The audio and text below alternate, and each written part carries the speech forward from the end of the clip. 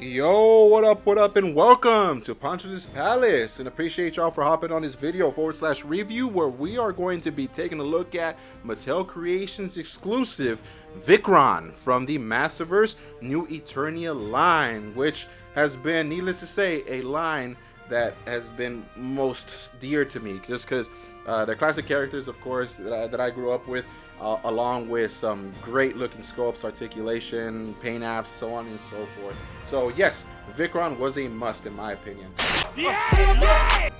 But this time around, Mattel didn't slap him inside the traditional Masterverse box. They gave us an exclusive long box, which takes up most of my shot. But needless to say, again, look at the art that they slapped on his box. So it's gonna be tough on deciding whether I want to toss that or just store that somewhere and take up more space. So yeah, you got Vykron here with his different armors that he comes with inside the box. Original designs inspired by classic concepts. From my understanding, Vykron was actually started off as a prototype figure, and they just went along with giving that figure itself a character as Vykron and a story which takes place before Prince Adam. So yeah, and if you take a look, this is a completely plastic free packaging. So you got the barcodes with legalese here at the bottom, you got the Masterverse logo here at the top. This does have a flap open style box to it. You got Vykron here, the ultimate Eternian champion, with some readables. Go ahead and pause the video if you want to take a look at that. You got a slip here, so pretty cool slip with the same art that comes with inside of the middle of the front of the box. So pretty neat there. And if you take a look right inside, you got Vykron, no plastic at all, aside from the figure and its accessories. So there's the figure himself. You got a set of his one of his armors, and the rest here at the bottom there. So pretty dope packaging. Needless to say, I'm excited for this figure. But that's enough chit chat. Let's go ahead and take this bad boy out the box and take a closer look at his details. The guy. Apologies, failed to mention that the slipcover, aside from this art, you also got this art here in the back, which is pretty cool. You could probably use this like as a background for your display. So yeah, there it is. All right, and here he is, Vykron, in his barbarian outfit. So I'm gonna separate this into 3 different segments because the accessories themselves are more segregated to different outfits. So this is how he comes with right out the box. And yeah, let's take a closer look at the barbarian version of him and his articulation. So as you can see, the sculpt, I mean, again, I'm a big fan of Mattel's work when it comes down to the Masterverse line. The helmet itself is made of this like soft plastic, but sculpted and molded in this shiny plastic, shiny rubbery plastic. It looks definitely like there's some weathering on it, but pretty neat. The attention to detail on the engravings here is pretty damn dope. The little spike at the top, the red ruby. His face is definitely painted on there, very nice. You can make out his eyes, his teeth. There is the lips there in different tones. You can see his hair strands. There's not much shading on the hair, just one color, but you can definitely make out that the sculpt ends at a certain point to make room for that helmet. Going down, it looks like his body buck shares the same as Faker's and the more recent Skeletor, where his arms are, he has He-Man's arms from the 40th anniversary version of him. But other than that, I mean, I can't complain. The physique of these body sculpts is just phenomenal. I mean, to me, it looks great. Enough talk. This is dope. This is for the barbarian look to him. So he does have actual fur, not real fur, obviously, but it's actual cloth material that they threw on to the back of his armor piece. So this is unique to his barbarian look, and how it works is it's just pretty much strapped onto the armor piece here, the body strap there. There's the details of his muscle. There doesn't seem to be much shading. I don't think there is any shading at all for his muscles, but to me it's still great. I mean, physically the sculpt looks phenomenal. Then you can make out his loincloth here. There's no shading at all. It's just all sculpted in that soft plastic brown, and then you make out his belt there. You can see his arm, his wrist gauntlets there. sculpted in that same. It's actually different material from the helmet itself. This material I don't believe is anywhere else aside from the helmet, and maybe this chest piece, but that's painted on. But yeah, overall, the attention to detail when it comes down to the sculpt job of these figures it's great, especially for its pricing. You know, retail pricing for these figures normally tend to be about like 20-25 bucks. This one 35. I can't fault him because of all the accessories that he comes with. This is a separate piece. This shin guard here, separate piece, comes off so you can make room for the other accessories. You can see the sculpted fur here, different. It's like in that off like brown, light brown beige, and then you can definitely make out the sculpting detail around the boots there and the shoes there. The articulation, of course, this, I believe the articulation is probably going to be a tad bit better, especially on the upper torso when it comes down to this version of Vykron, the barbarian version, because his chest piece is a little bit more exposed in comparison to the other two. So his arms go all the way up far that much. He has double jointed elbows that are able to bend that much. Rotator and hinge for the wrist. Yeah, but there is a hinge. This one actually is vertical, so this one's pretty neat, but the wrist doesn't articulate so much, and it's not because of the wrist gauntlet here or the it's the actual, oh wow, it's the actual this piece here, the actual arm, the part of the forearm that attaches to the wrist, doesn't let it go rotate. Oh, actually it's not too bad, so maybe it is a combination of both. Apologies there. Now he does have ab articulation. He's able to bend forward that much, bend backwards that much, and that's just from the upper torso, nothing in regards to the waist there. The waist is just on a rotator. I wish that was a little bit different, but it is what it is. I mean, I still can't complain. The figure is still phenomenal. His legs go up that far, reach back that far, and they do the splits about that much. Double knee joints, pretty dang good. There is a cut at the lower leg there, right above the shin, and then his ankles bend backwards that much, go upwards that much. And see, this is a cool thing, because since this is made of a soft plastic, and I believe the other ones are, they kind of mold to the direction of the articulation for the ankles, and they do have somewhat of a pivot, more like a sideways pivot, if you know what I'm talking about, but a pivot nonetheless. Alrighty, so that's the look and overall layout of the barbarian version of Vykron. Let's go ahead and move on to the next one. Alright, so taking a look at the next outfit, we have the spaceman suit, and this, Loki, is the one I'm favoring a little bit more, just because I've always been a big fan of space themed items. Danger, Will Robinson, danger! So this fits along with the space theme, especially with the bright oranges. You know, I think back in the day, bright orange signified something space-like. I don't know, that's just the way I felt, especially back in the 80s. So yes, but it does come at the sacrifice of a few points of articulation, which I'll go through in just a bit. But in terms of the accessories, well, for this theme, he does have like his space blaster, which is also sculpted in that bright orange, and then you see the painted segment here of the silver. So pretty neat. I mean, that's as good as a 80s style space gun is gonna get, right? So especially from MOTU. So there you go.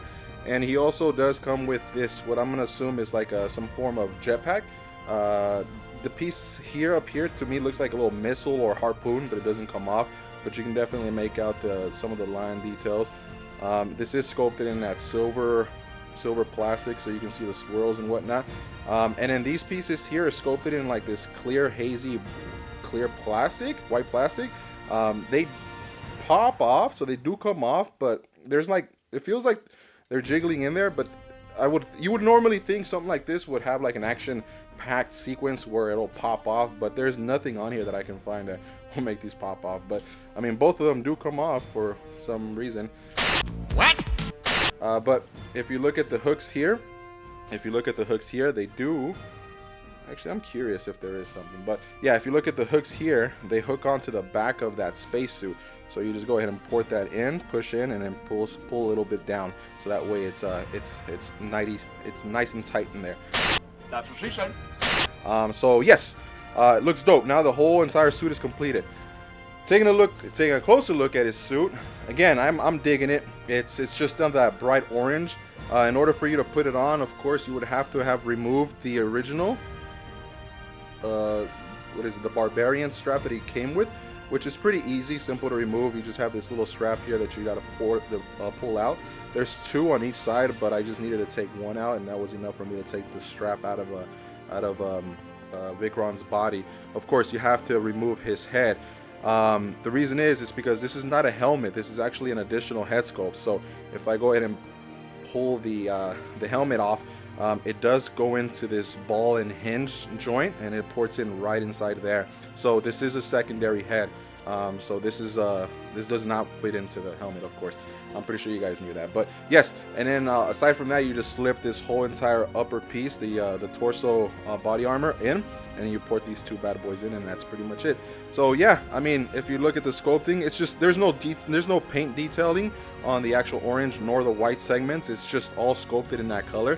The helmet itself, when you port the head in, it does get sacrificed in the articulation department for 2 reasons. One, because of the sizing of the helmet, so you can't really look down, nor can you look up. But aside from that, what also hinders the articulation for the helmet or the headpiece is this tube here, which is neat. I mean, aesthetically, I think it looks pretty cool. I love the style. But it does cause some hindrances. So if you try to rotate his head to the far left or to the far right to do like 180 or whatnot, it won't allow you to. And I don't want to take this off because I don't want to break it, but it is ported pretty tight inside the one of the 2 holes here from his chest piece. But yeah, I mean, aesthetically it looks pleasing, and of course if you pose it up, I'm pretty sure you can give it some nice poses. You know, give him the little space blaster here. And yeah, get down and dirty with the poses. Oh, one thing I also wanted to point out real quick is the bracers themselves and some of the shin guards. So this one here in particular, this outfit doesn't have shin guards, so I removed the original ones. But the bracers and the shin guards are also labeled with their correct side. So this one here, of course, you can make out the L. Hopefully you can make out the L. So this obviously means this goes to the left hand. And the bracers, the original bracers, for example, also has the engraving of the side that it goes on, so left or right. I'm glad that they threw in that little detail, so that way you're not all lost in regards to putting the right piece on the right side. Alrighty, so that is the spacesuit. Let's go ahead and look at the next one. And last but definitely not least is his final Eagle tank armor. And this one here looks very intimidating. This one in particular has more accessories in order for you to complete the look. So he does come with different shin guards, so they're all painted in that olive green, so it's like a darker military olive green. It doesn't definitely have a second layer of shading, like somewhat of a paint wash. Actually, it's more like a paint wash that they put on there. And then it does come with separate bracers, and of course his upper armor. And these guys here, these pauldrons, he does have pauldrons, and they are removable. And just like mentioned before, they're all labeled with their correct side, so that way you're not confused.